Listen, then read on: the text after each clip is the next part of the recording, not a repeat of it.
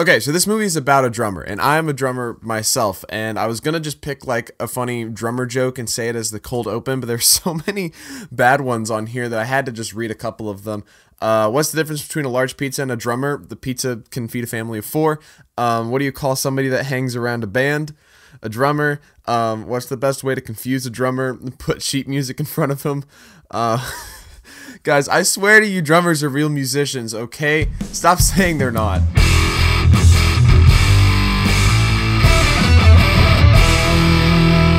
So Sound of Metal follows a metal drummer named Ruben, played by Riz Ahmed, whose life spirals out of control when he loses his hearing one night. I was very looking forward to watching this film. I actually didn't know really that it existed until about a week ago.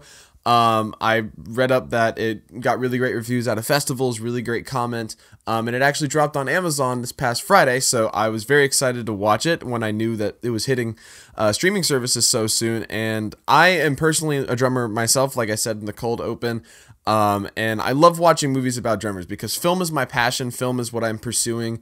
But I'm also a drummer, and I play for my church. I've been playing drums for a long time, and so I love getting to see two areas that I'm so passionate about collide in such a way. That's why Whiplash is one of my favorite films. I think not only is that expertly crafted from a filmmaking perspective, but it's also a really great film about drumming, which is something I'm also very passionate about. And so anytime there's another great like Oscar contender about drumming, I'm always really interested in watching it. And I'm so happy that I watched this film because I was floored by this film with emotion. It was just so investing. I cannot wait to talk about this film because it utterly floored me. The first thing about this film that I had to say, it's so real. It feels so realistic and raw and gritty and uncovered. Like, it just feels very, very authentic. And I really, really appreciated that about this movie. It doesn't try to sugarcoat anything. It doesn't try to conceal the emotions or the gravity of what this experience feels like for this character.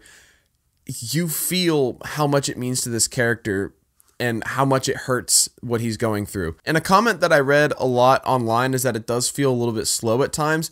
And I agree, it does feel kind of slow, but I think that kind of adds to the experience of this film, because when you're going through a major life change, something that radically changes your life, especially on a physical front, time really slows down. Like, every minute feels like an hour. And that's exactly what I felt watching this film. It felt like a really long movie, but I think that added to the experience. I think having this experience, especially with the sound work, which we'll get back to later, where it feels like as the viewer that you are starting to go deaf and you're losing your hearing, it adds to that experience. And so it does feel slow, yes, but it adds to that experience of making you connect to this character and being in the same shoes that they're in. And on an emotional front, it's absolutely heartbreaking to watch this happen to somebody.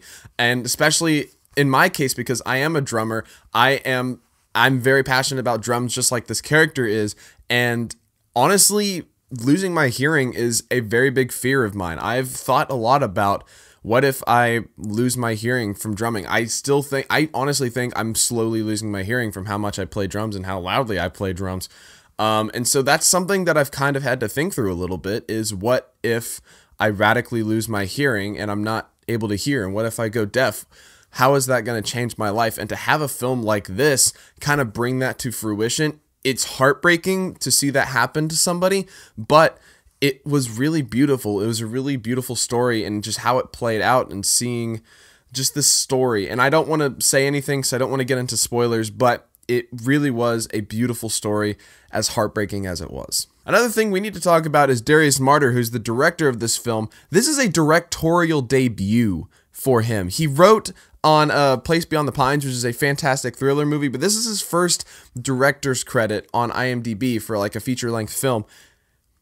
Dude, it makes this film all the more impressive, because not only this is one of my favorite movies of the year, but to add on to that this is a directorial debut, it just adds a whole nother level to how impressive this film is. It's incredible. And also, we need to bring up Riz Ahmed's performance. I think it deserves an Oscar. It is easily one of the best performances I've seen all year. He is just so perfect as this character.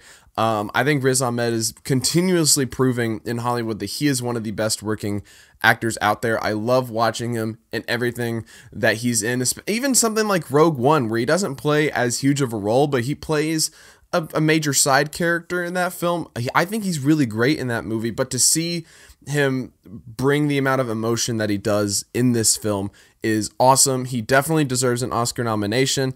And I honestly think, as of right now, of what I've seen, I think he deserves to win it. Also, Olivia Cook, who plays his girlfriend Lou in the film, she's also fantastic. She's not in it as much as Riz Ahmed is, of course, because this film is about Riz Ahmed's character.